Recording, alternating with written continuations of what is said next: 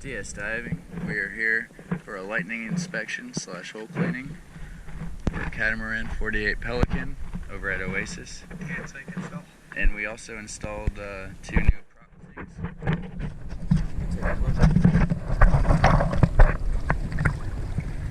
So yeah, they're cleaned up, looking good. We're going to take a look at the zincs first, and then I'm going to take a separate video of each of the holes for any lightning damage. Let's go check out these zincs.